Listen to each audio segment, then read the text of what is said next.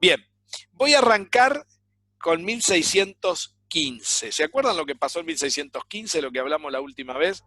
El señor Galileo, ¿qué le pasó? Llegó, le dieron una tirada de oreja en ¿En Roma Roma? para decirle que no puede hablar más del copernicanismo, ni en forma hipotética, ni en forma absoluta o de forma alguna, de tanto revuelo que había armado. ¿Se acuerdan de esto? Les voy a mostrar, eso fue en 1615, les voy a compartir la pantalla del eje de tiempo que hizo esta chica. A ver si la, acá está, miren. Miren qué lindo eje de tiempo que me hizo. La chica esta que no está ahora. Acá estamos, en 1615, ¿ven? Acá marcó 1610, un año importantísimo. 1615, 1616. Acá estamos en ese periodo. Claro, Galileo en este periodo ya se tiene que llamar al silencio. Se podrán imaginar por qué, ¿no?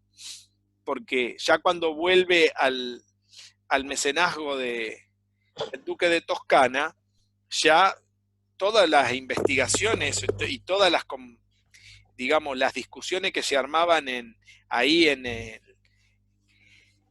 el clero del castillo del duque, ya no podía tratar cualquier tema. Y en consecuencia, ¿qué iba a pasar? Que se iban a tener que dedicar a otras cuestiones. Por supuesto, Galileo siempre tenía artilugios para hablar. Por ejemplo, una de las cosas que hacía era tratar de discutir, sacar el tema de discusión con respecto a la dicotomía que había entre la concepción bíblica, para ver si podía lograr adeptos alguna idea cercana al copernicanismo sin tratar de nombrarlo, porque no podía, ni siquiera nombrarlo podía, de la prohibición que se le había hecho. Lo que no está muy claro fue cómo fue la prohibición. Creo que de eso hablamos la última vez. Si fue un tirón de oreja solamente, y fue una cosa oral. Hubo un acta, muchos historiadores defienden la idea de que hubo un acta, que fue más formal de lo que uno creyó. Otros dicen que no, que simplemente fue una advertencia y que bueno, y que había que tomarla en cuenta porque le había dicho el gran teólogo Roberto Bellarmino. Entonces había muchas posiciones, hay varias cuestiones que tienen que ver con las interpretaciones que se dieron en ese contexto. Acá se dan cuenta que no se puede hacer historiografía Whig, porque si yo sigo, por ejemplo, la línea de Giorgio de Santillana, un historiador del siglo XIX, o de como es de William Drake, que es otro de los historiadores, son dos líneas totalmente distintas. Estaría salteando, ¿no? Un montón de referencias que se hicieron para esa época. Totalmente, totalmente. Entonces vos no podés decir que no hay ninguna cuestión que esté acabada en cuestiones en el hecho de 1615. Nadie tiene la posta de ese hecho. Es como algo que nunca se supo bien qué pasó. Entonces se dan lugares a muchas interpretaciones. Entonces, como el hecho no estuvo muy, muy claro de lo que sucedió y no quedó documentado como uno estaría esperando que quede documentado, entonces, ¿qué pasó? Eso dio lugar a un montón de cuestiones que van a tener repercusiones recién en el juicio a Galileo. ¿Sí? Recién va a llegar repercusiones cuando se le abre el juicio en 1632. ¿Sí? Ahí está el problema de esta cuestión. Ahí aparece un acta de esa época, de 1615. Lo que pasa es que esa acta hasta se piensa que fue fraguada. O sea, ¿no le suena todo eso? Algo normal. Bueno, en esas situaciones yo les quería contar qué pasó después entre 1615, 1616 hasta 1621. Si ustedes se fijan el eje que hizo esta chica Solange, acá tenemos el periodo en el que estamos, ¿no? 1615, 1616 a 1621. Solange no, Mónica Lugo fue la que me mandó creo. A ver, sí. Bueno, en este periodo, las reuniones en el castillo de Cosimo II se seguían haciendo. Lo que pasa es que ahí aparece algo interesante. Hay tres temas que se discutieron mucho en ese periodo. Entre mil... Uno fue el de las manchas solares, que están en el libro. Otro fue el de los cuerpos flotantes. Por ejemplo, Galileo, a diferencia de otros estudiantes de la flotabilidad de la época, Galileo fue el que mejor dio con la explicación que uno podría decir a la moderna, de qué es la flotabilidad de un cuerpo, de qué depende. Porque había una idea muy, muy rara sobre los animales que podían caminar arriba de la superficie del agua, como por ejemplo un mosquito. Vieron que un mosquito puede caminar, porque había algo que decía que a toda superficie líquida la recubre una capa elástica, decía Galileo, lo que sería parecido a lo que hoy llamamos tensión superficial. Tensión superficial. Era el concepto de tensión superficial que estaba en ese plano. Y ahí ese concepto lo discute mucho. También tiene que ver con las manchas solares. Él discute mucho el tema de las manchas solares sin entrar en el copernicanismo, lógico. Él podía hablar de cualquier cosa menos de Copérnico. Claro, por supuesto, sus enemigos. Claro, ya estaba prohibido. Pero claro, sus enemigos, ¿qué iban a tratar de hacer? Iban a tratar de mandarle cosas para que él, o sea, tirarle la lengua, lo que podríamos decir. Tirarle la lengua para que él pise el palito y que a ver si lo pueden, por lo menos mandar a un castiguito, ¿viste? Alguna cosa que aprenda la lección a alguien tan pedante como Galileo. Pero Galileo fue muy prudente, se manejó muy bien. Y ahí había una gran discusión, porque ¿quién armaban estas discusiones? Bueno, estaba la gran duquesa Cristina de Lorena, los Medici, ustedes imagínense las familias aristocráticas que se reunían para hablar de cuestiones científicas, ¿no? ¿Quién más estaba? Estaba Maffeo Barberini, un gran cardenal de la época, muy cercano a Bellarmino, Maffeo Barberini. O sea, había un montón de gente que se tornaba en estas cuestiones para ciertos entendidos de la alta sociedad, se podría decir. En esas cuestiones hubo una discusión muy interesante que tiene que ver con lo que se llamó la tesis de los dos lenguajes, que eso lo van a encontrar en el libro de Boido. Creo que en el capítulo 6 está eso. En Galileo y la Iglesia 1, creo que es el capítulo 6.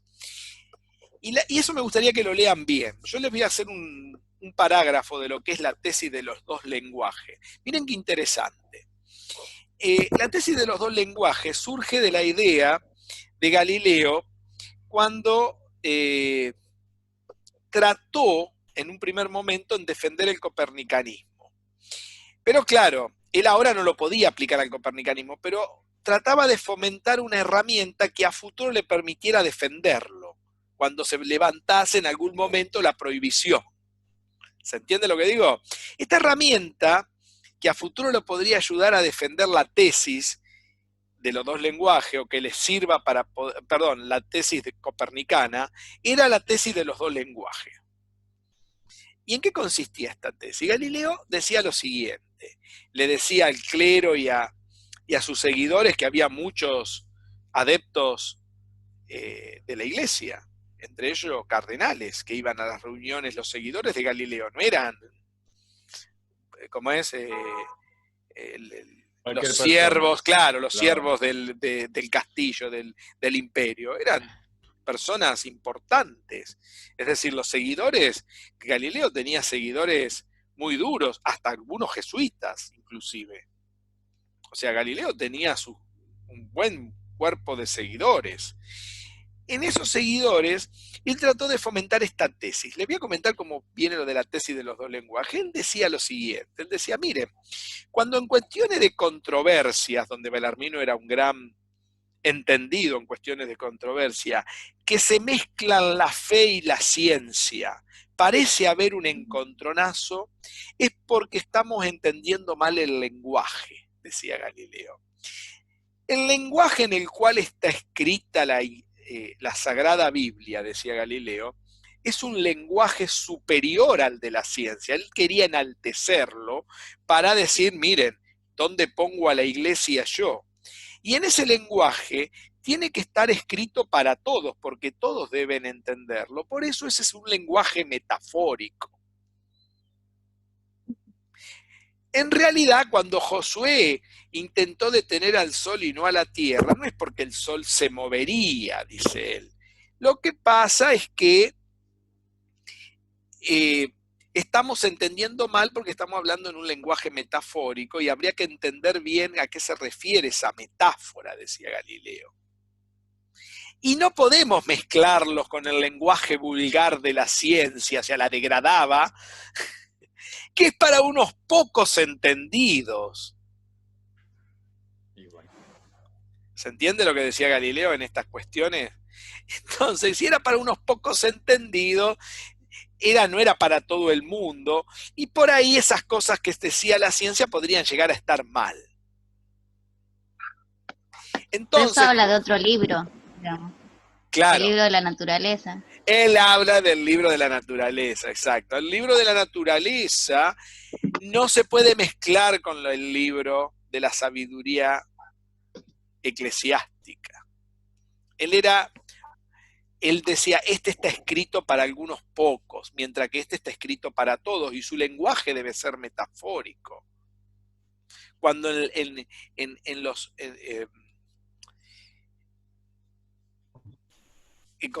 los evangelios está escrito todo en lenguaje de parábolas, como escribía Jesús, pero estaba escrito de esa manera porque tenía que ser entendido para todos los que quieran acercarse, para todo el vulgo. Tenía que llegar a todos ese lenguaje.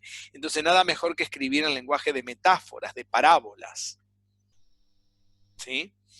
Fíjense lo que decía él. Y dejaba al lenguaje científico como algo que era para muy poca gente, que era para algunos que entendían de la cosa. Eso le permitía a él el día de mañana decir, mire, cuando realmente creemos que hay una controversia, en realidad no existe esa controversia. Lo que existe es un cambio de lenguaje que no estamos entendiendo, porque no lo podemos traducir. Fíjense lo que decía él. Es muy interesante la idea. Muy buena idea era.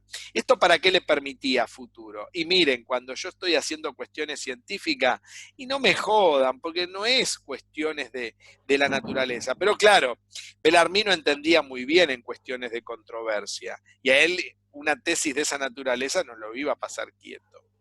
Esa tesis fue muy adoptada por el cardenal Maffeo Barberini, por ejemplo. ¿Por qué?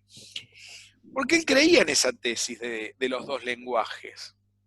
Lo que pasa es que Maffeo Barberini tenía una tesis más fuerte que estaba centrada no solamente en la tesis de los dos lenguajes, sino que llevaba a la controversia realismo-instrumentalismo, una tesis que ya habíamos hablado. Él decía que, bueno, que creo que ya lo hemos hablado en otro momento, pero viene bien repasarlo, porque fue en esta época que se llegaron estas discusiones.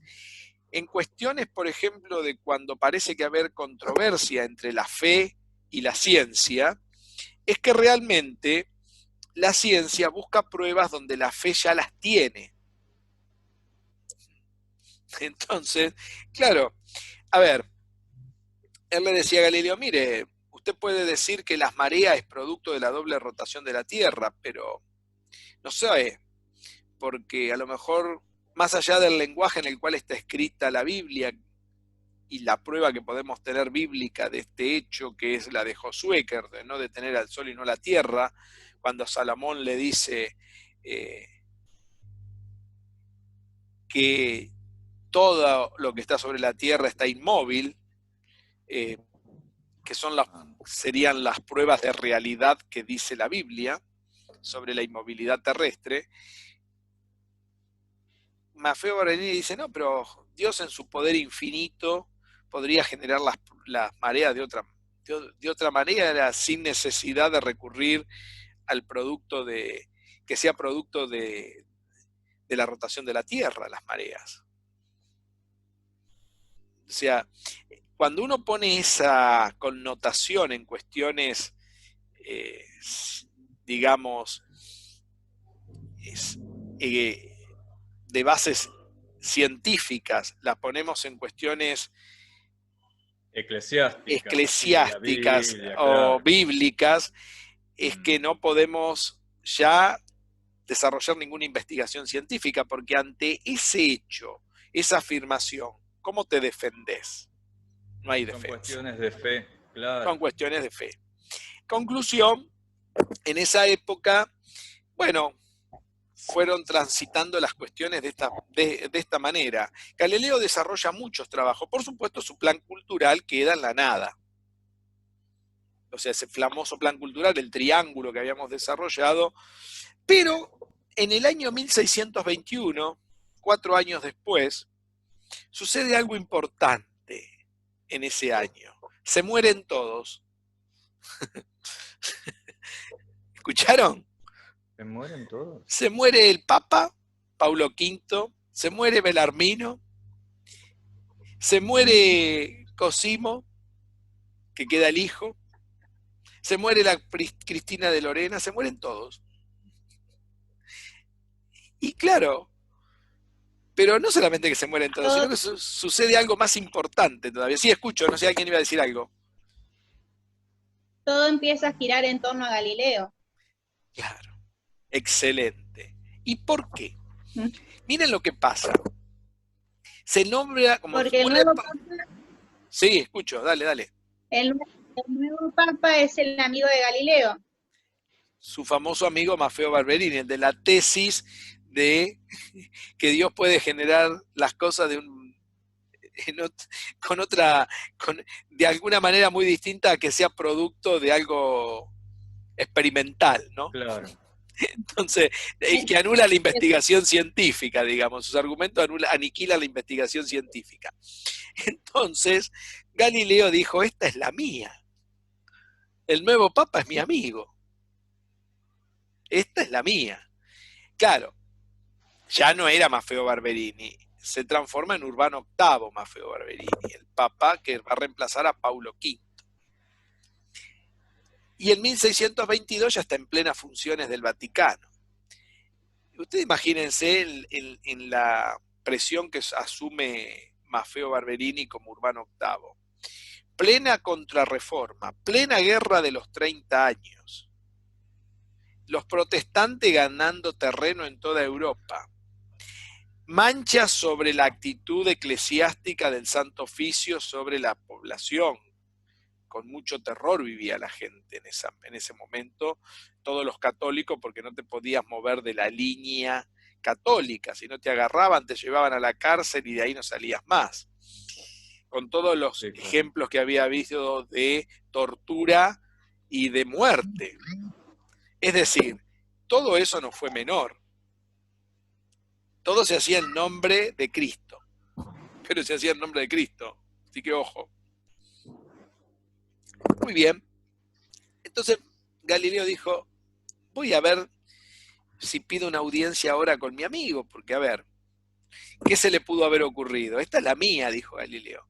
Me tiro a la pileta y me voy hasta Roma a ver si me levanta la prohibición del copernicanismo. Y de ahí retomo mi proyecto del plan cultural. ¿Se entiende la idea de Galileo? ¿Cuál era? Sí. Y pide, claro, ya ahora su amigo había que pedirle audiencia, tenía un cargo importante, era el Papa. Y en aquel entonces se respetaba mucho todo eso, ¿no? Como ahora que lo va a ver de tocar la puerta y sale Jorge Mario, igual que yo se llama. ¿Viste? Un tocayo. Jorge Mario Bergoglio, yo me llamo Jorge Mario. Claro. Sí, escucho, Solange. Una pregunta, lo que mucho no entendía que dice, a la iglesia le molestaba porque estaba en contra de la transustanciación. Dame un minuto, ya vamos a hablar de eso. ¿Me das un minuto? Bueno, lo dejo marcado. Marcalo que ahora viene esa parte. Pero eso pasa en el segundo libro que escribe Galileo. Dame un minuto que te cuento el hilo de la historia, que después vos lo vas a poder seguir con el libro. Yo estoy haciendo una síntesis de los hechos, ¿no? Por supuesto que hay mucha agua abajo el puente para leer.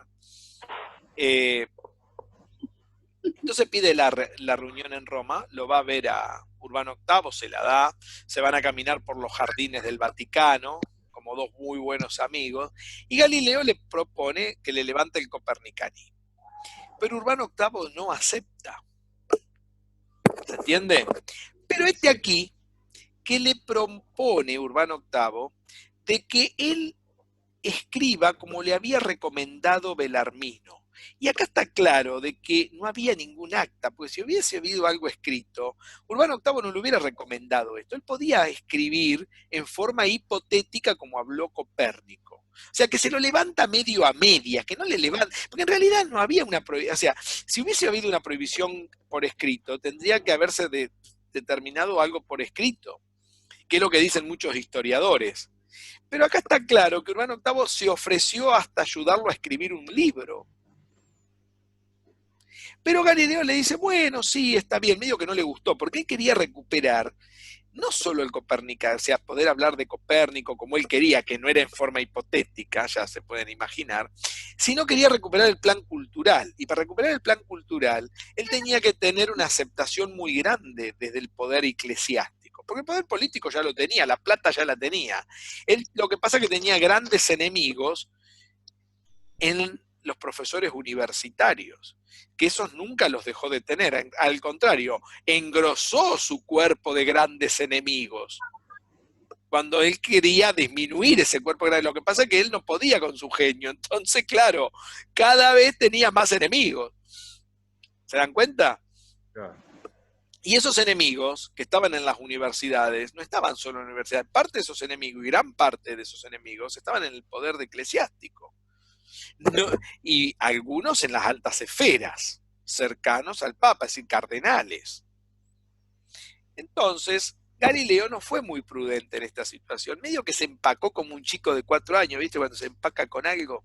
Bueno, entonces volvió a Florencia y dijo, bueno, no estoy muy de acuerdo con Barberini, lo que me dijo Urbano VIII, pero bueno, posiblemente más adelante empezaría a escribir algo con él de...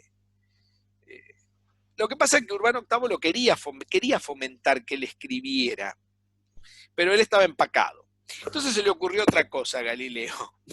Se le ocurrió escribir un segundo libro, pero esta vez no para todo el vulgo, no para toda la gente común. Lo escribió en latín, en un latín complicado, de tal manera que no todo el mundo lo entienda. Y miren una cosa, si hubiese que habido condenarlo a Galileo, lo tendrían que haber condenado por este libro que voy a comentar ahora. Pero sin embargo este libro, en la vida de la iglesia, del poder eclesiástico, pasó inadvertido. ¿Y saben por qué pasó inadvertido? Porque nadie entendió un pepe de lo que se escribió en ese libro. ¿Vieron lo que es no entender nada de algo? En ese libro que se llama El Saggiatore, en italiano, El Saggiatore, que significa mal llamado, el ensayador, no, es el experimentador. En realidad, en ese libro, él habla sobre el experimentador. ¿Y qué escribe Galileo en este libro que es tan grave que lo podría haber llevado a la hoguera? Sí, Solange, te escucho. ¿Sobre el atomismo? Exacto. Defiende el atomismo. El atomismo que lo aplica en primera instancia a explicar el poder del fuego. Habla sobre el fuego. ¿Y qué es el fuego? Él habla de pequeños ignícolis, como dice ahí Boido en el libro. Mirá cómo lo leyó Solange. ¿No? Habla de pequeños ignícolis. ¿Qué son esos pequeños ignícolis? Los átomos. Lo que hoy diríamos son los átomos. Para Galileo no existía la palabra átomo. Imagínense, estamos en 1622, 23. El libro se escribió en 1623, el Saggiatore, salió publicado. Estaba en un latín complicado escrito. No lo escribió en italiano. Lo escribió en latín. Y ahí aparece una parte que es lo que preguntó Solange recién. Él defiende y se pone en contra, él defiende el atomismo, pero el atomismo desde estos pequeños ignícolis. En ese libro explica, por un lado, el poder del fuego, que es el fuego a través de estos pequeños ignícolis, y por primera vez da el concepto de temperatura. Inventa el primer termómetro para medirle el calor. Para él eran cantidades de calor la temperatura, no era temperatura. Inventa un termómetro de balón, con un balón creo que por ahí, hay un artículo mío que explica eso, que se llama Los principios de la termodinámica, yo creo que se los mandé, léanlo, ahí Sí. está lo que dice Galileo y cómo inventa el primer termómetro Galileo, que aparece en este libro. Pero lo peor de lo que pasó en este libro es que él, al defender el atomismo, niega la transustanciación. ¿Y qué es la transustanciación? Eso lo hablamos una vez, hace un par de clases. Es la conversión cuando el cura convierte en el altar, en el acto de la misa, convierte el pan en el cuerpo de Cristo y el vino en la sangre. Y claro, eso es transustanciar, convertir una sustancia en otra. ¿Sí, Solange? ¿Está claro? Claro, sí. Ahora entiendo, por eso dice, eso acepta el vacío, por lo tanto era herético, y como no se entendía, no lo acusan de herejía. Claro, se salvó por eso, pero pará, vamos a entender bien por qué es así. ¿Por qué la transustanciación acepta plenamente el vacío? Cosa que no se podía aceptar. Primero porque estaba dentro de la cosmología de Aristóteles, que estaba comulgando la Iglesia Católica. El vacío no se podía aceptar. Pero la transustanciación es porque una sustancia se puede solapar con otra cuando no hay vacío. En cambio, si yo tengo vacío Entre átomo y átomo. Exacto, el pan sigue siendo pan y el vino sigue siendo vino. No va a haber, si hay una última división y entre esa última división hay vacío. Solamente se puede convertir el pan en el cuerpo de Cristo si eso está en un plenum. Entonces, defender el atomismo, la Iglesia, las cuestiones de... Ya Bellarmino había escrito esto cuando lo condena Giordano Bruno, que era el que defendía esto. Y Galileo lo sigue defendiendo, pero con palabras técnicas que nadie entiende. Es espectacular lo que pasa en este libro. Y como, cuidado, una cosa es decir que rota la Tierra, que era una posición temeraria, como dijo Bellarmino.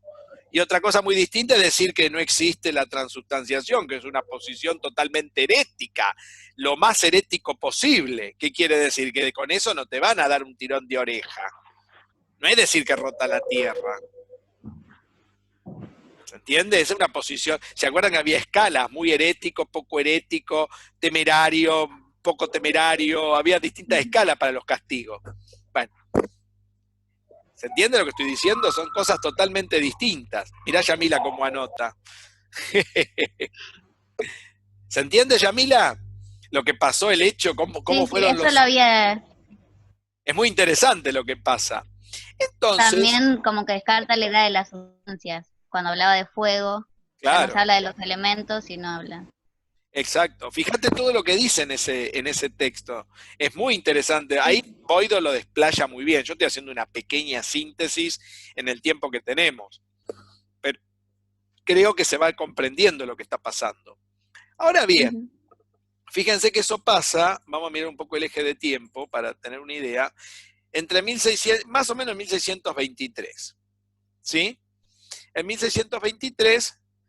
él publica este libro, el Saggiatore, bien traducido sería el experimentador, y nadie le dio bolilla. Los censores del Santo Oficio lo dejaron publicar porque no entendieron ni de qué cazzo estaba hablando Galileo ahí adentro. Si vos le preguntabas a cualquiera de qué dijo, el Sachaqué, nadie entendía nada. Entonces directamente zafó, pero si alguien hubiese dado pie con bola con este libro, Galileo no se salvaba de la hoguera con este libro, porque negaba una de las cuestiones más heréticas que tenía, digamos, el poder eclesiástico. Pero nadie entendió nada. Distinto hubiese sido si lo hubiera escrito estando vivo Bellarmino, porque él entendía bien en estas cuestiones. Con Bellarmino, por eso se atrevió a escribir. Él no lo escribió antes todo esto. Ahí estaría más o menos a la altura de Bruno, de esa herejía. Exacto, la misma herejía. La misma herejía que Bruno, que defendía el atomismo. Y cuando vos defendías el atomismo, no hay manera de explicar la transustanciación. Es decir, el poder de la conversión que hace el cura cuando hace la misa. No se puede explicar eso. Si hay átomos, si hay última división, eso no se puede explicar. Entonces, por eso digo que las cuestiones de controversias que se generaron en aquella época son más interesantes que lo que uno va a la iglesia y le dice ahora, porque ahora te dice, no, pero es una cuestión metafórica, te van a decir ahora. Ahora usan la tesis de los dos lenguajes que había dicho Galileo antes de usarse, cuando antes no se quería usar y se comprendían las cosas en forma literal. ¿Se dan cuenta cómo cambiaron los...? Porque cuando ya la iglesia no pudo negar el atomismo, ¿qué dijo? Bueno, ahora usemos nosotros la tesis de los dos lenguajes. ¿Se va entendiendo lo que digo, no? Sí, pero eso siempre pasó. O sea, cada vez que le conviene, entonces pasamos a una teoría y cuando no le conviene pasamos a otra. Totalmente. Exacto. Bueno, esa es una cuestión muy vieja en el ser humano. Pero convengamos que esto lo hacían las instituciones. Fíjate que en aquel entonces estaba muy claro, más claro que lo que está ahora. Porque se decía claramente, mire señor, usted no va a poder decir esto. Porque acá la verdad es esta. Y es literal, no es metafórica. Se va entendiendo lo que estoy diciendo, ¿no? No es metafórica. No es metafórica, claro.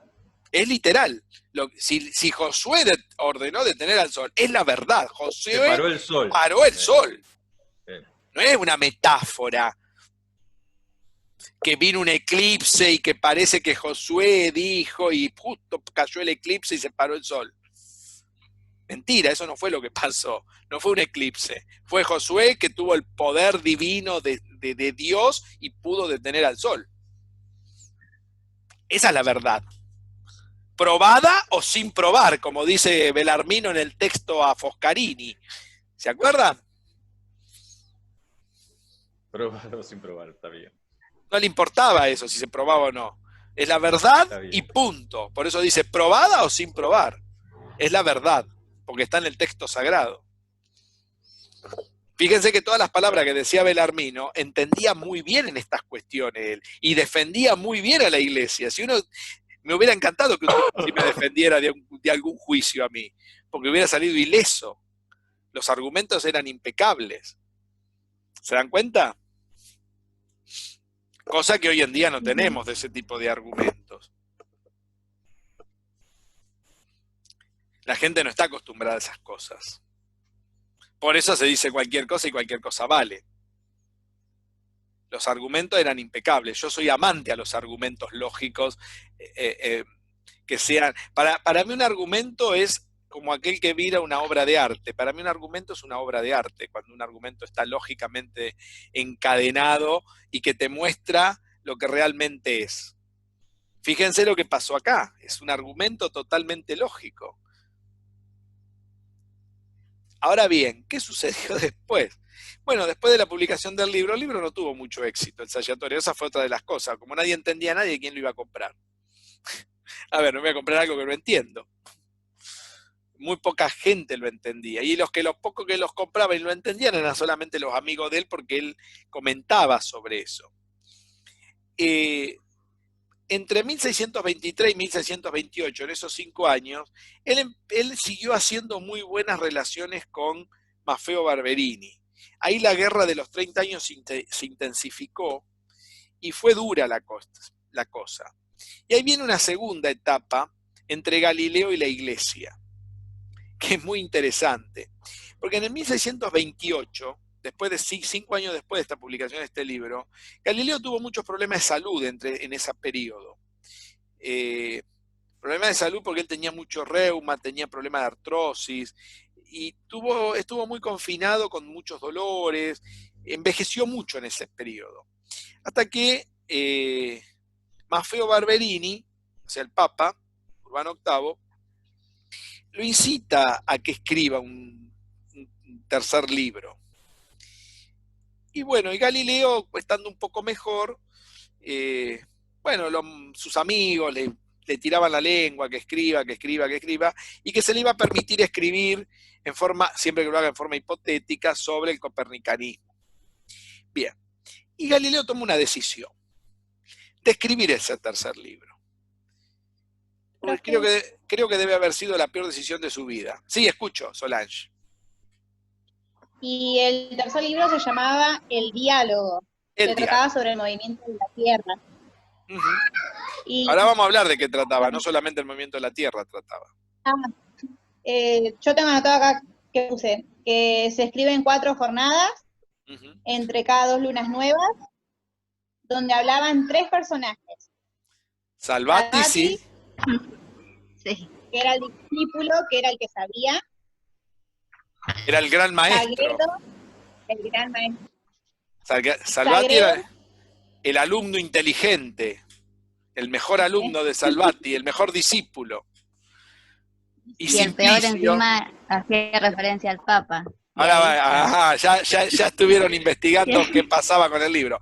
El libro se escribió en una forma muy antigua, que era en formas de diálogos. Es hermosa esa forma de escribir. No sé si leyeron algo así alguna vez. Yo tengo acá el diálogo, lo tengo. Les dije que lo tengo. Así que un día de esto voy a bajar, ahora que terminemos con Galileo, le voy a mostrar cómo estaba escrito el diálogo. Tengo el diálogo. Tengo el diálogo y el último, los discorsos. El diálogo estaba escrito, como vos dijiste, Solange, en 2 lunas nuevas, en 4 jornadas de 4 lunas. Esa forma de escribir era una forma que se adoptó en el barroco del Renacimiento, pero era derivada de los antiguos. Los griegos escribían de esa manera. Era una forma muy, muy linda de escribir a través de los diálogos, donde discuten 3 interlocutores sobre un tema. Cada jornada es un tema. Galileo eligió 4 jornadas para discutir. Una de esas jornadas era las mareas. Y ahí introduce todo el trabajo de la rotación de la Tierra. Él explica cómo son los movimientos de rotación de la Tierra, da todo detalle. Usa muchos resultados que él había visto sobre la rotación sobre su eje del Sol. Porque el Sol se le atribuía solamente movimiento de traslación, pero no de rotación. Y Galileo dijo que rotaba igual que la Tierra alrededor de su eje, no solamente de traslación, sino tenía movimiento de rotación. Ahí él explica muy bien cómo se ven por qué se producen bien las manchas solares y cómo era el movimiento de rotación del Sol. Cómo se veía desde la Tierra, por qué la Tierra tenía que estar en el tercer cielo rotando para poder comprender, por ejemplo, cómo se eclipsaba Venus. Si no, no se podía explicar los eclipses de Venus, ¿no? O sea, las fases, podríamos decir, ¿no? La fase como Venus tiene fases igual que la Luna. Ahí explica muchas cuestiones. No sé si, a ver qué me quiere comentar Solange, que tiene ganas, a ver qué otra cosa leyó, a ver qué encontró por ahí. O Yamila, no sé, quien tenga ganas de escribir. Bueno, después yo fui marcando lo que detalla, ¿no? No lo que detalla, los que aparecían, ¿no? Salvati, que dije recién que era el discípulo, después está Sagredo, sabio que impone la teoría, trata de dejar en jaque al maestro, pero termina en ridículo siempre. Claro, esa era la idea.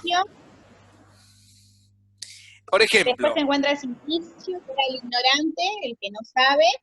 Era el pobre alumno burro, el Simplicio. El simple, Simplicio significa el simple, el ignorante, el esquecho ahí, está ahí, bueno, por más que hable, ¿quién le va a dar bolilla a este? Es eso para Galileo, ¿no? Para que se hagan una idea de cómo pensaba Galileo. Juan, ¿qué te parece? Mirá, si tenemos que aplicar todo esto ahora en la televisión.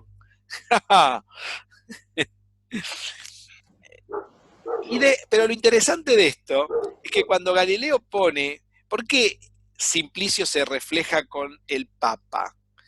O sea, ¿cómo esto pasa? Porque los argumentos de Simplicio en el libro eran los argumentos que daba Urbano VIII cuando se reunía allá en el reinado ¿cómo es? De Cosimo II, cuando se reunían en aquellas reuniones entre 1615, entre 1610 y 1620. en esa década que tenían todas esas reuniones en el Ducado de Toscana. Entonces, claro, Galileo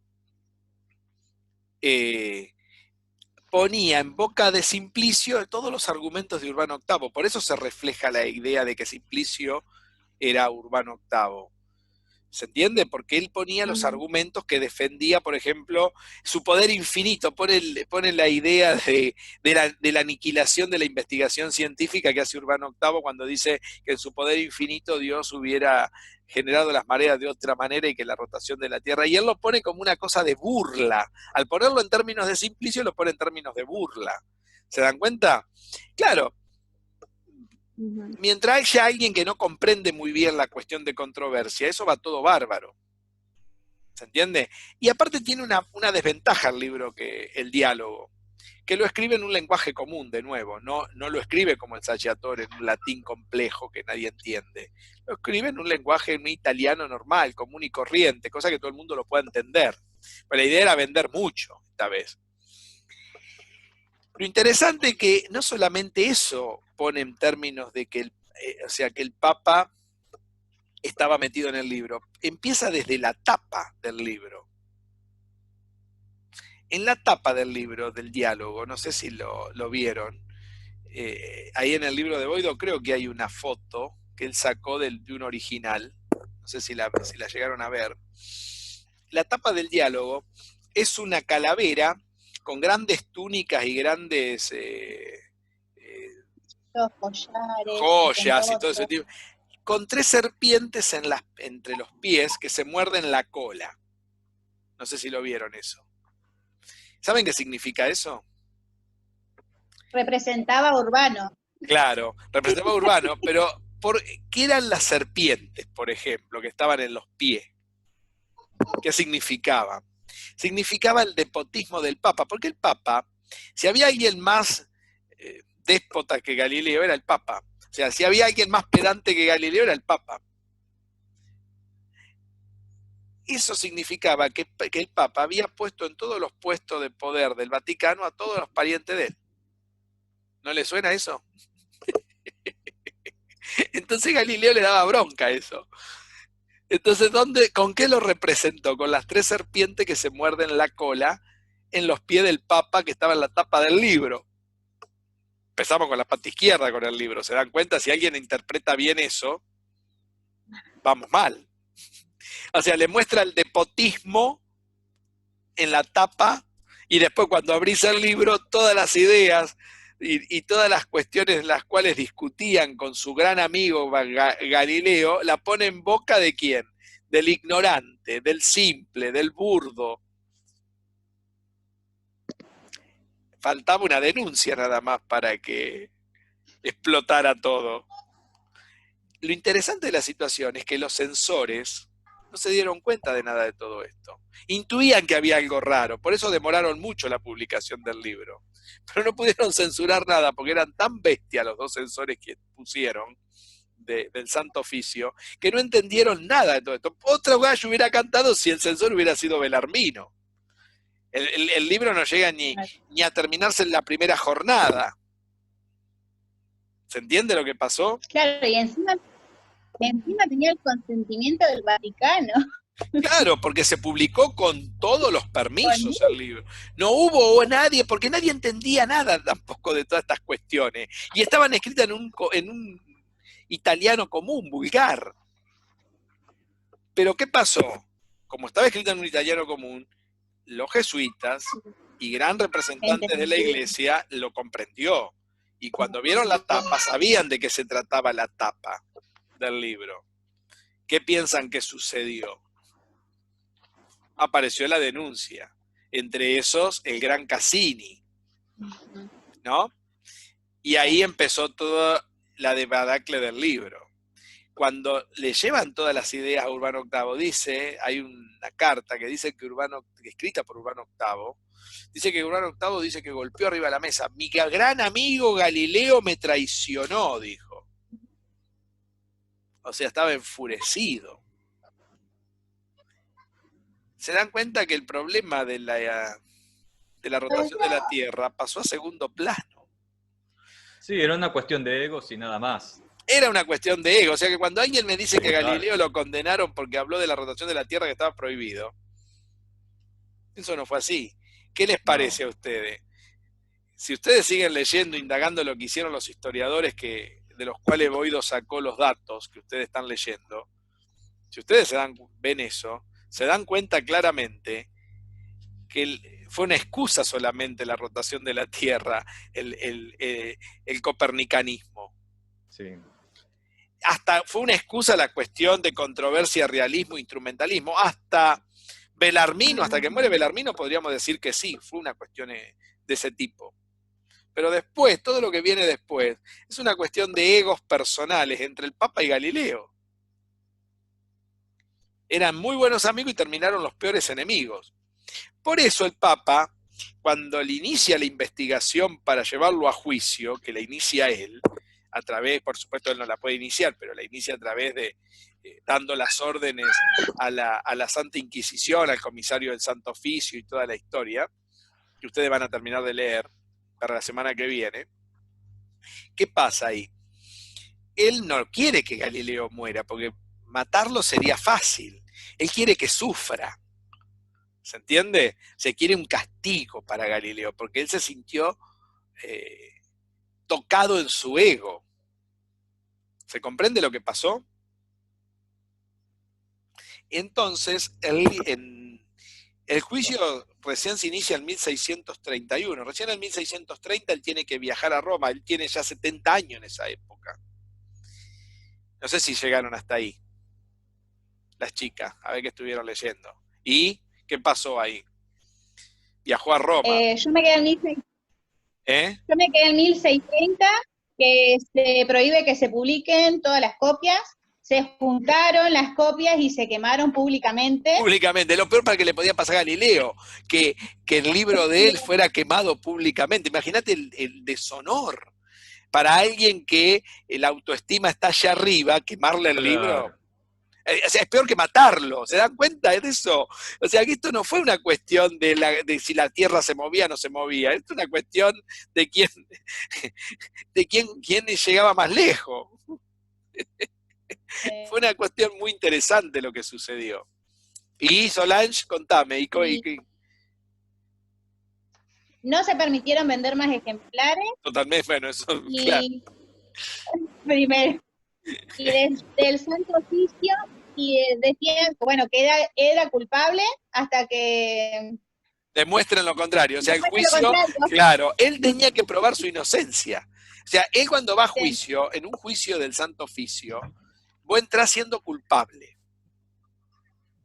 Y vos tenés que probar que sos inocente.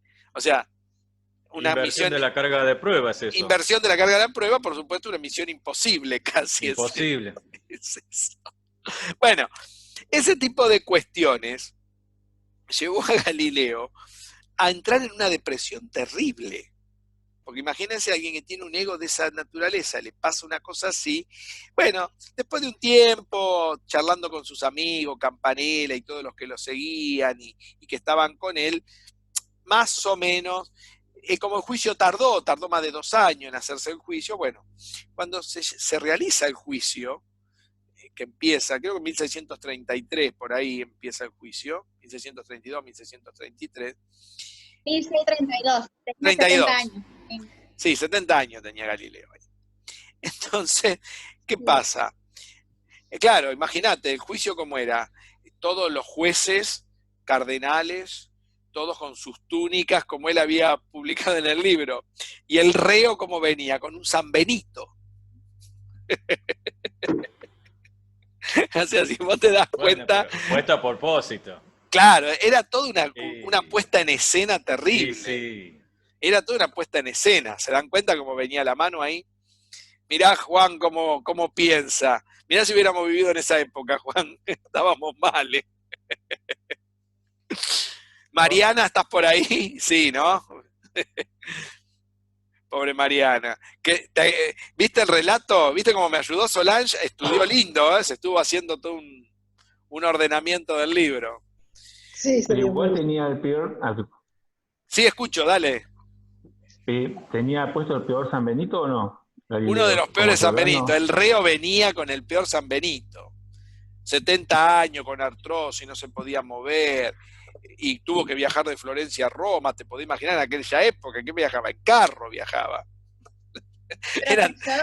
Eran pocos kilómetros, pero ¿sabes lo que hacer 20, 30 kilómetros en carreta? Claro. Sí, escucho. Y algo que me llamó mucho la atención, que tenía 2 hijas bastardas y que en esa época las bastardas tenían que ser solo monjas. Totalmente, porque no podían pertenecer a la alta sociedad haciendo otra cosa, lógico. Era de matrimonio ilegítimo. ¿Te imaginás lo que era eso en esa época? Venían de matrimonios ilegítimos. ¿Cómo se te puede ocurrir que no puede ser más que monja? Vos fijate lo que... Nosotros riéndonos nos ponemos en una situación totalmente Whig. Pero vos ponete en la época. No había manera de que eso sea concebido de otra manera. En las cabezas de esa gente no entraba otra cosa en la cabeza. No entraba otra idea. Le leían los salmos, eso anoté. Claro, ahora vamos, pará, porque todavía... Primero vamos a mirar el juicio. ¿Qué pasó en el juicio? El juicio fue de terror. El juicio, cada vez que hablaba Galileo se embarraba más. El juicio fue de terror. Aparece un documento que lo hunde, dice. Claro, ese documento que vos estás hablando es un acta de 1615 que él decía que tenía el permiso de Bellarmino de hablar en forma hipotética. Pero el acta decía que no podía enseñar de forma alguna. Pero claro, esa acta que vos estás hablando, es un acta que aparece, no tenía firma, no tenía nada. Y la letra se asemeja a la letra de Cassini, que no estuvo nunca en esa reunión de 1615. Parece que esa acta se hizo después. Y según muchos historiadores, le han hecho la prueba del carbono 14 para ver de qué fecha data la tinta, de qué fecha data esa acta. Eso, sí. Y es probable, muchos historiadores dicen que no fue escrita en 1615, que fue posterior a 1615. Y la letra coincide con la letra de Cassini. ¿Esto qué quiere decir? Que la cuestión se venía fea para Galileo, porque le fraguaron un acta que lo hunde a él en la situación. Bueno, en definitiva, del juicio no quedó muy bien parado. Hay muchas cuestiones. Sería lindo que la lean, si la quieren comentar la semana que viene, alguna de las cuestiones para cerrar el tema Galileo, los vamos a cerrar la semana que viene. Lo que pasa ahí es que cuando llega, a Pablo se le debe haber cortado internet, no sé, o anda por ahí. Hay una página. No, yo estoy acá. Ay, la bosta. Ay, perdón. Se me cortó la cámara otra vez. Se te fue la cámara, no importa, te escucho perfecto, Pablito. ¿Sí se escucha? Sí, perfecto. Porque yo la clase la estaba... Claro, ni me di cuenta de mi clase. No, por si alguno la está grabando, le digo. Yo igualmente la subo yo, después la bajan de donde está, no se preocupen. Yo no grabo. Bueno, ¿qué sucede cuando termina el juicio? Por supuesto lo encuentran culpable a Galileo, lógico, había que declararlo culpable. Ahora el tema era qué castigo le damos, porque la idea no era matarlo, porque matarlo hubiese sido fácil.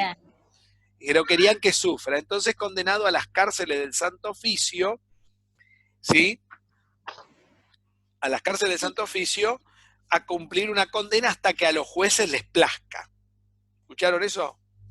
Así era el relato de la sentencia, hasta que los jueces encuentren que hay una buena retracción de sus actos y que con buena fe él, corrige todos sus dichos, porque en el juicio dice, pero si yo fui, claro, de haber mentido, porque a él se le achacaba haber engañado a los censores. O sea, él escribió en un latín común, pero los censores no entendieron. El problema no fue de los censores que no entendieron, sino de Galileo que los engañó. Es como si yo a ustedes les digo cualquier cosa cuando doy una materia y la culpa que no se den cuenta ustedes es mía. Bueno, esto es más o menos lo mismo. A Galileo hay una parte igual. Sí, escucho. Es como, está en la página 244, que dicen que muchos de los fundamentos de la sentencia se remitían a denuncias de Cassini y Lorini. O sea, claro, estaba todo marchando desde ahí. Era desde ahí, desde 1615. Te das cuenta que todo lo que le sucedió a Galileo vienen de esas cartas. Lo cual se usó todo eso en contra de Galileo, porque después no hubo nada. Más aún, cuando uno de los censores creo que se da cuenta de alguna cosita, le pide que corrige, que ponga que estaba escrito en forma hipotética, y él lo pone al final del libro, lo arregla, y ahí se lo publica en el libro. Ahora, después cuando va a juicio, dice, no, pero si yo corregí lo que me dijeron los censores, sí, pero usted le dicen, ya lo hizo de mala fe, porque embaucó al censor en hacerle creer que era todo hipotético y que eso no era cierto. Porque usted realmente escribió en forma filosófica, no en forma hipotética. Fíjense claro. Que los argumentos se centraban en instrumentalismo, realismo, pero en realidad eso era lo que menos importaba, porque había que castigarlo porque estaba con el Papa como los chicos, ¿viste? Cuando se pelean. ¿Quién se quedó con el chupetín? Entonces, esa era la verdadera cuestión acá. No tenía nada que ver si la Tierra rotaba, si era una posición instrumentalista o realista. Todo eso eran argumentos que se usaron para condenarlo, porque si no, ¿cómo lo condenás? ¿Con qué argumento lo condenás? Estoy enojado con vos. Claro. Entonces, no tiene nada de peso para decirle o desplegar que se equivocó o algo. Totalmente. Entonces lo condenan y él esperaba la condena. Él pensaba que la condena iba a ser, qué sé yo, retractación y bueno, una tirada de oreja y lo van a mandar a la casa. En realidad no fue así. Fue una condena, no lo mandaron a la hoguera, pero fue una condena ejemplar. Lo querían encerrar en la cárcel del Santo Oficio, le hicieron hacer una retractación pública, una adjuración, tuvo que adjurar, que es una retractación pública fea, y después estaba condenada a que una de las hermanas le tuviera que leer los 7 salmos una vez a la semana, creo que era así la condena. Pero claro, intervinieron sus amigos y le trataron de ablandar un poco el corazón a Urbano VIII y le dijo, no, mirá, ya tiene 70 años este viejo, no va a vivir mucho. Está viejo el hombre. Está viejo, dale una prisión domiciliaria, porque eso de la prisión domiciliaria es de esa época. En la quinta. Claro, entonces ahí lo va a ver a su gran amigo que tiene una quinta en Alcetri, que está a unos kilómetros de Florencia, y ahí... sí, cerca donde está una de las cifras. Claro. Pero sí, escucho. Esa prisión domiciliaria era media trucha. Claro. Porque era legal, dice que iba Boyle y Torricelli a...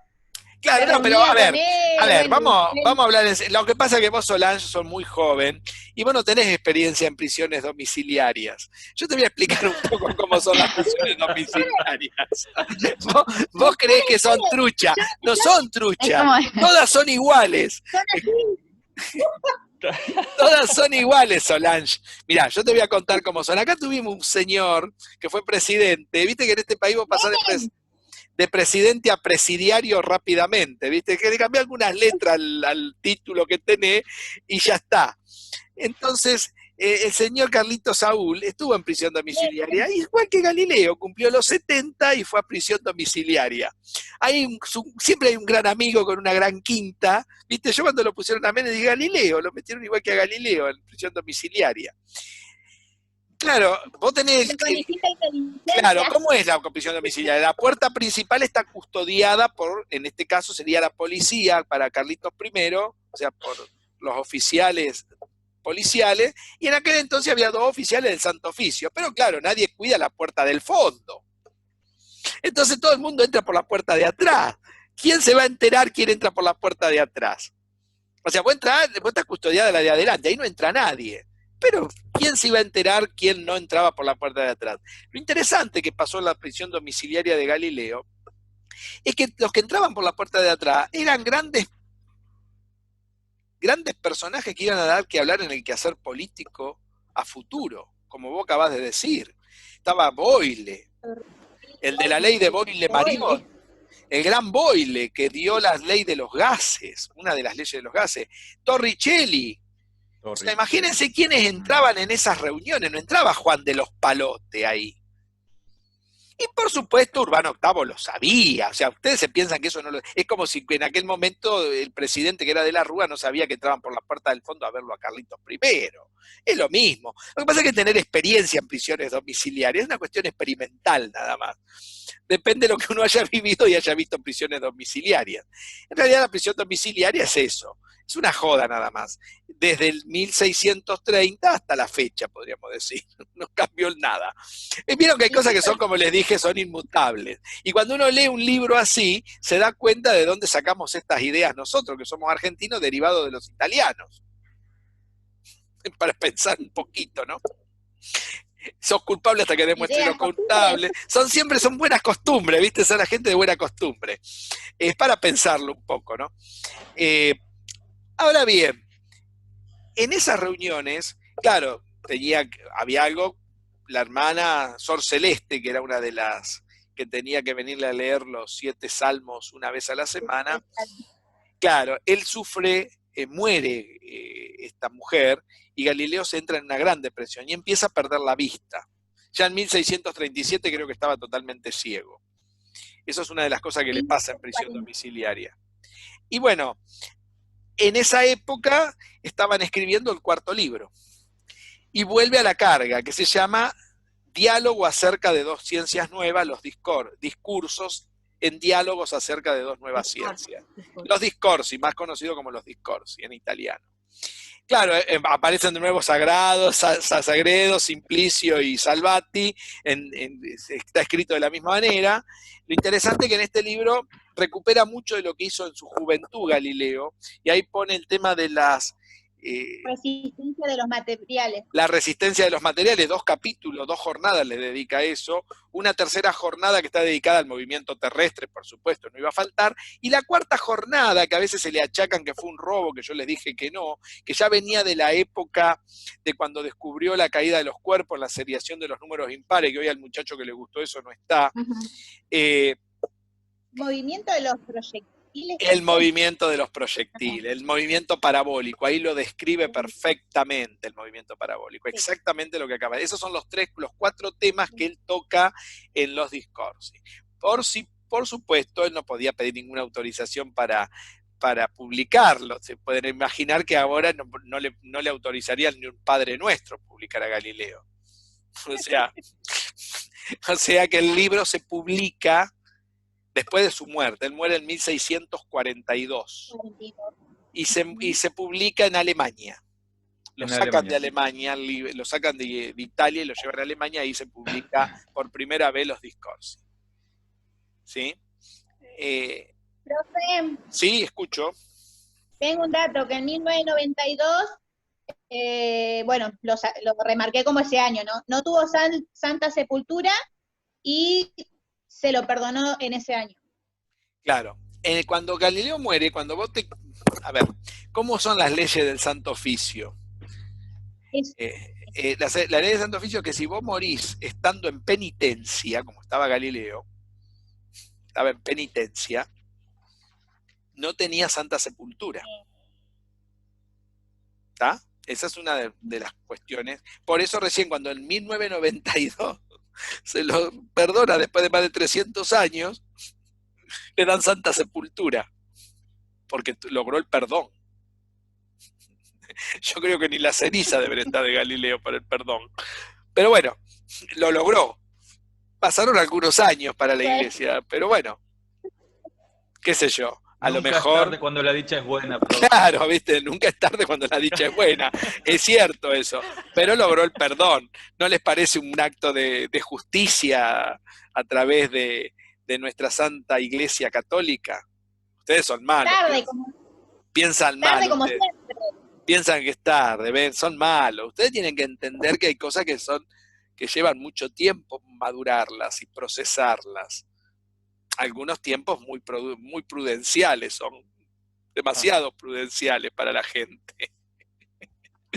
Porque en aquel entonces esos tiempos eran muy largos. Ustedes porque no entienden de cuestiones controversiales.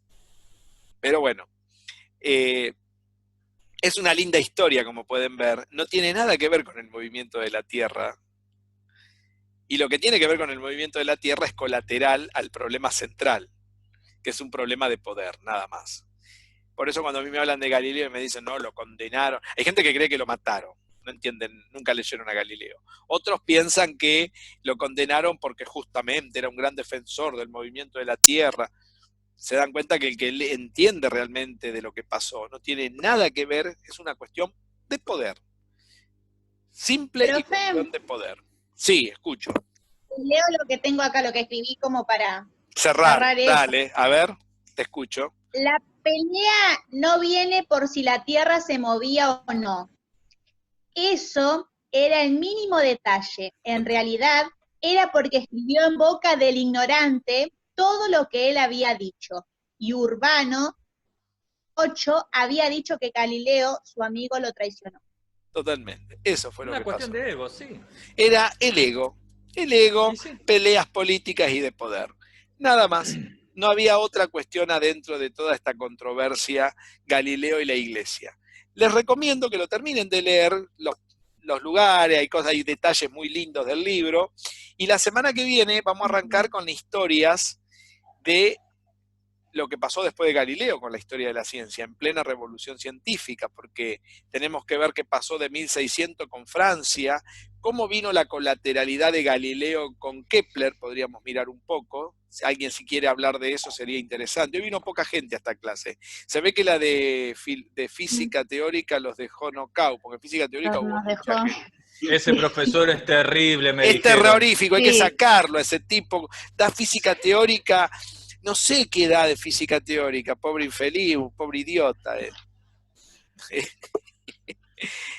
No sé qué pasó hoy, pero se ve que quedaron knockout. Espanta chicos, profesor. Y bueno, ¿qué va a ser? Mala suerte. Espantapájaro tendría que ser. Bueno, muy bien, Solange, ¿eh? Estuviste laburando, vi. Excelente tu participación. Me gustaría que cada uno vaya, porque para ir haciendo todo lo que ella hizo, invocar en cada una de las cosas que... Me gustaría que si a alguien le gusta seguirme así, yo no lo propuse porque a veces no se animan, pero si se animan, bárbaro. Porque tenía marcado, no, que también tengo marcado como cosas en el libro, que las dejo con el signo para después... Hoy lo hizo Solange. Pero, por ejemplo, me quedé con lo de los lenguajes. Claro, eso sí, eso porque es interesante. No sé cuándo meterlo, ¿no? Y la parte cuando habla de los lenguajes y los dos libros, dice más o menos cuál era su propósito. En la página 158 marqué, dice, las argumentaciones de Galileo pretenden reclamar autonomía para la ciencia ante la potestad del pensamiento teológico.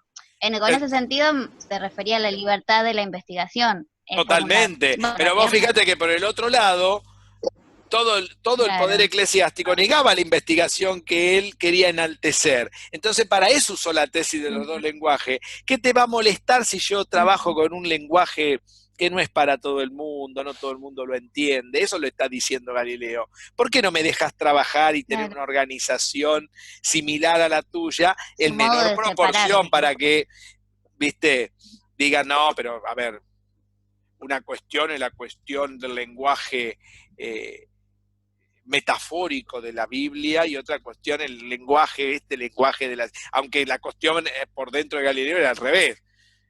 El lenguaje metafórico es para un pobre infeliz, para el vulgo, la grey, la plebe. Sin embargo, el lenguaje de la ciencia es para aquellos grandes entendidos. O sea, en realidad Galileo estaba diciendo eso, lo ponía dado vuelta de tal manera para que se lo acepte. Y de esa manera, claro. Pero igual más adelante es como que agregan otro problema más cuando hablan de la parte realista de Galileo, que ese es una de las cosas que tuvo en contra. Exacto, porque la parte realista era un argumento fantástico, Yamila. Pensalo así, era un argumento fantástico la parte realista de Galileo. ¿Por qué? Porque en esa parte realista de Galileo está completamente el argumento para poderlo condenar.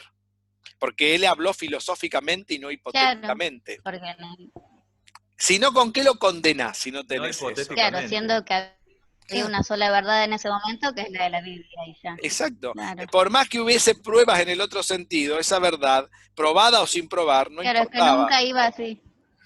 Era lo que discutimos al principio. Ese era el tema, sí. Ese era el argumento para la condena, pero no era el motivo. Era el argumento, era lo que dijo recién Solange, era el chivo expiatorio, digamos. Claro. Era lo que hablábamos, lo de la carta de Belarmino, que él lo que incitaba era más que nada que procedan por un instrumentalismo, digamos, y ahí Totalmente. ya no pasaría nada. Totalmente. Pero ¿qué pasó? Y eso más adelante también hay un párrafo lindo. Galileo lo fue tratando de llevar a su terreno y jugó Claro. Jugó mal porque encima le fraguaron el acta. O sea, todo le salió en contra. Tenía muchos enemigos, el plan cultural se le cae completamente y de ahí tuvo suerte que no fue a la hoguera, porque Urbano VIII porque Urbano VIII matarlo hubiera sido algo que no lo hubiera disfrutado. En cambio, una degradación para alguien tan pedante era el castigo ideal, una buena degradación. En la cárcel de Santo Oficio, lo único que les perdonó fue que estuvieran encerrados ahí en la quinta de Alcetri. Así que bueno, gente, espero que la hayan disfrutado la charla, fue muy linda, ¿no? A vos, Solange, te gustó el libro, por lo visto. A ver la próxima, a ver si Juan, la próxima te escucho. Es interesante todo lo que... Está cansado, de acá, Juan, viene lo que se desencadena en la revolución científica ahora. Porque después de la revolución científica viene la primera revolución industrial. Vienen de la mano ya. Ahí aparece la máquina de vapor. Y todo el siglo XVII, en el cual aparecen las primeras máquinas. Ya se va dejando la industria manufacturera a la actividad industrial. La actividad manufacturera pasa a ser industrializada a través de las máquinas. Y ahí la ciencia tiene un gran papel. También la medicina. Son cuestiones muy interesantes que son para discutir. Así que bueno, la próxima clase espero todo lo que quieran agregar. Disculpe. Sí, ya cerramos entonces todo lo de Galileo. Sí, escucho. La próxima clase entonces, disculpe, profe, la próxima clase entonces... La próxima clase, como ya cerramos lo de Galileo, lo que podemos hacer es ver cuestiones que quieran agregar de Galileo, mandarla, llenar ahí el eje de tiempo. Sí. No sé quién lo había hecho, creo que Mónica. Lo voy a colgar para todos en los archivos, el eje de tiempo que hizo Mónica. Y que cada uno agregue lo que le guste a ese eje de tiempo y lo ponga en las actividades. El eje de tiempo de Galileo. Eso sería bueno. Bien. Alguna cuestión importante que haya sucedido en ese momento y la pueda hacer un pequeño párrafo abajo. No digo todo, pero algún año, 2 o 3 años.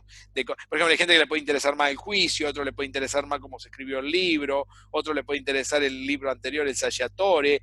O sea, agarrar un pedacito de ese eje de tiempo y focalizar y dejarlo ya como para cerrar Galileo. Sería bueno que no todos agarren el mismo pedazo. A ver si se pueden poner de acuerdo y decir, bueno, yo trabajo esto, yo miro esto. No hace falta que lo hagan para la semana que viene, pero sino que lo vayan cerrando. Por ejemplo, Solange, que se leyó todo, puede agarrar el que más le gusta. ¿Se entiende lo que digo? Sería una buena tarea como para ir cerrando el tema. Para ya arrancar con la revolución ya propiamente dicha, porque hay que entrar en Newton. Se viene Newton. Porque ¿qué pasa en 1642? Se muere Galileo, pero justamente nace Newton, el mismo año. En el programa mecanicista. Y ahí tenemos la tercera, ¿se acuerdan? Las 3 tradiciones científicas, organicista, neoplatónica y ahora viene la tradición mecanicista, que va a durar, aunque ustedes no lo crean, hasta principios del siglo XX, casi. Y hoy en día se sigue usando muchas de las cosas que se sacaron ahí, pero la tradición completa tiene una gran caída a mediados del siglo XIX, en 1850, pero sigue con una inercia que hasta principios del siglo XX se puede hablar de una posición mecanicista completa de la ciencia ante las cuestiones del mundo. Así que bueno, sería interesante porque es una posición una tradición, más que posición, es una tradición. Es una tradición científica la posición mecanicista. Sí. Que después va a ser cambiada por otras tradiciones que se empiezan a gestar en el siglo XX. ya ahora vamos a ver cómo viene esta tradición, que tiene toda una connotación en dos partes, el sustancialismo y el conservacionismo. Eso es lo que vamos a estudiar a partir de ahora. Ahora viene toda una teoría y aparecen todos los artículos que yo les mandé para leer. O sea, ahora hay que avanzar por un lado con el libro y por el otro lado con los artículos. O sea, viene medio pesadón ahora la parte de la historia, porque ahora se empiezan a bifurcar, aparecen caminos bifurcos, no es una historia como la que estuvimos viendo, que es la de Galileo, nada más y sus colateralidades. O sea, vimos una columna vertebral y colateralidades, ahora no, ahora viene todo un núcleo. Bueno, gente, me cansé, me voy a cenar.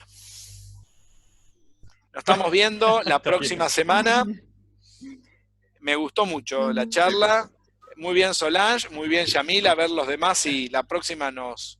Gracias. Ay, Sí, yo iba también, a consultar profe. ¿en Incluso qué encontré el quedamos libro de para la Katz. semana que viene? Si había dicho. ¿Cómo? Alguien me preguntó algo que no terminé de escuchar. Se me cortó. Pablo, y después yo le quería consultar que habían dicho, en un momento se me cortó, que estaba diciendo lo que teníamos que preparar para la semana que viene. Sí, O lo que más o había menos que... por dónde íbamos a arrancar. No, agarrar el eje de tiempo que tienen por Ah. ahora y ver algo de Galileo que quieran poner en ese eje de tiempo, que no sea todo lo mismo, así, y me lo cuelgan ahí en la página y yo lo voy mirando. El que más me guste, por ahí hago algún comentario. No voy a mirar el nombre de la persona, voy a tratar de ser objetivo. Voy a mirar lo que escribió, para no... porque queda más lindo, porque así uno menciona el hecho y no menciona quién lo escribe. ¿Sí? El que lo escribió se va a dar cuenta después. Para que sepa el trabajo. O sea, si hay algo representativo, puede ser uno o dos. Con eso cerraríamos Galileo y después arrancaríamos el camino hacia Newton. Pero dentro de ese camino tenemos que ver muchas bifurcaciones que nos trae la revolución científica. Voy a hablar de varias cosas la semana que viene. Bueno, gente, ahora sí los dejo. Voy a grabar esto, así voy subiendo, que me queda un largo trecho en subir cosas. Hasta la próxima. Nos vemos. Chao, profe, hasta luego, nos vemos. Hasta la próxima.